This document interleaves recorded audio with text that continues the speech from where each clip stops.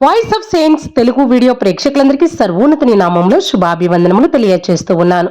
ప్రియ క్రైస్తవ సహోదరి సహోదరులారా, ముందుగా అందరికీ జోజప్ప గారి పండగ శుభాకాంక్షలను తెలియజేస్తూ ఉన్నాను.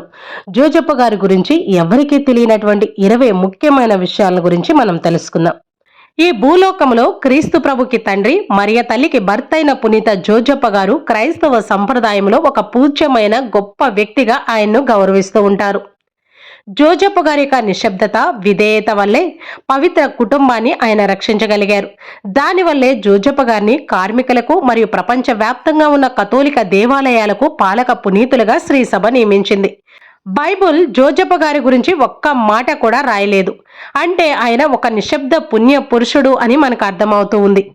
జోజప్ప గారి గురించి 20 ముఖ్యమైన వాస్తవాలలో మొట్టమొదటిది, ఇస్వ చర్చ్ సంరక్షకుడు. 1870లో 9వ పోప్ పియస్ గారు పునీత జోజప్ప గారిని ప్రపంచ వ్యాప్తంగా ఉన్న కథోలిక దేవాలయాలకు సంరక్షకులుగా నియమించారు, అనగా పాలక పునీతులుగా ప్రకటించారు. ఇంకా రెండవది, జోజప్ప గారికి 2 పండగ దినాలు ఉంటాయి.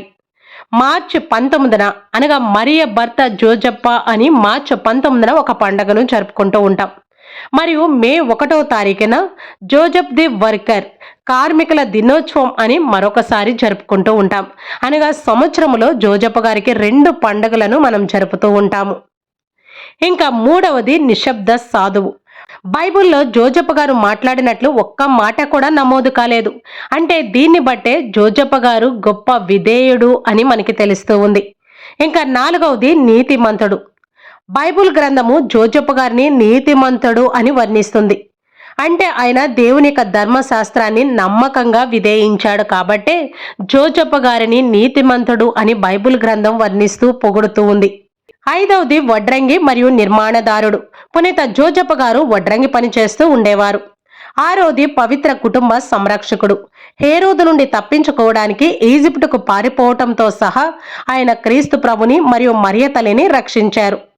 ఏడవది, రాజవంశం.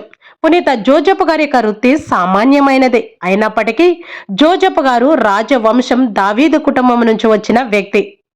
ఎనిమిదవది, మాటలు లేవు కానీ ఆచరించారు.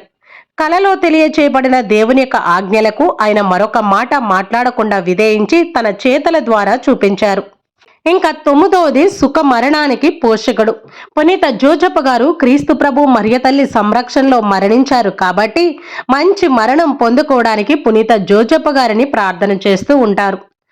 10, పవిత్రమైన భర్త. జోజప్ప గారు కన్య మరియ యొక్క అత్యంత పవిత్రమైన భర్తగా పూజించి గౌరవిస్తూ ఉంటారు. 11, పవిత్రతకు చిహ్నాలు. పునీత జోజప్ప గారు లిల్లీ పుష్పాలతో మనకు కనిపిస్తూ ఉంటారు. అవి ఆయన పవిత్రతకు మరియు సద్గుణానికి గుర్తుగా నిలుస్తూ ఉన్నాయి. 12, వృత్తి చిహ్నాలు. సాధారణంగా జోజప్ప గారు కొన్ని వడ్రంగి వస్తువులతో మనకు కనిపిస్తూ ఉంటారు. అవి వారి యొక్క వృత్తికి మరియు సత్యానికి గుర్తుగా నిలుస్తూ ఉన్నాయి. 13, యేసు పెంపుడు తండ్రి. క్రీస్తు ప్రభుకి పెంపుడు తండ్రిగా ఆయన బాధ్యతలు తీసుకొని వారి యొక్క వృత్తిని క్రీస్తు ప్రభుకి నేర్పించి ఈ భూలోకములో తిరు కుటుంబ బాధ్యతలను చక్కగా నిర్వర్తించిన క్రీస్తు ప్రభు పెంపుడు తండ్రి జోజప్ప గారు. 14, ఆయన పేరుకు అర్థం దేవుడు చేరుస్తాడు. ఇది రక్షణ చరిత్రలో ఆయన పాత్రను ప్రతిబింబిస్తూ ఉంది. 15, అనేక దేశాల సంరక్షకుడు. పునీత జోజప్ప గారు Canada, China, Korea, Mexico, Belgium మరియు ఇతర దేశాలకు కూడా పాలక పునీతులుగా ఉన్నారు. 16, కార్మికుల సంరక్షకుడు. పునీత జోజప్ప గారిని ఒక శ్రామికుడిగా గౌరవించడానికి మే 1వ తారీఖున వీరి పండుగను పోప్ పియస్ 12 గారు ఏర్పాటు చేశారు. 17, అత్యంత సాధారణ ప్రదేశం పేరు సెయింట్ జోస్. స్పానిష్ భాషలో సెయింట్ జోసెఫ్. ప్రపంచవ్యాప్తంగా అత్యంత సాధారణ ప్రదేశాలలో పునీత జోజప్ప గారి పేరు కూడా ఒక ప్రదేశంగా ఎంతో గౌరవాన్ని సంపాదించుకుంది. 18, స్వప్న వ్యాఖ్యత. మత్తయి సువార్తలో 4 నిర్దిష్టమైన కళలతో పునీత జోజప్ప గారికి సంబంధం ఉంది. ఆ కళలలో పునీత జోజప్ప గారు దేవుని నుండి కొన్ని సూచనలు అందుకున్నారు. 19, అతని వయసు నిర్ధారించబడలేదు.